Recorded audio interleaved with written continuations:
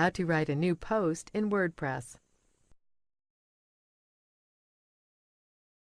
This tutorial assumes you've already logged into WordPress and will show you how to write a new post. Click Posts in the left margin. Then click Add New. Enter a title for your new post. Then enter the content of your post.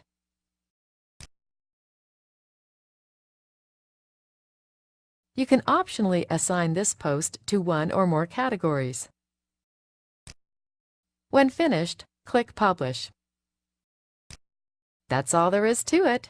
You can now click to see your new post on your live website. The post is shown here on your website. Now click the All Posts link. Your new post is listed here, and it's from here that you can edit or delete posts from your website. This is the end of the tutorial. You now know how to write new posts in WordPress.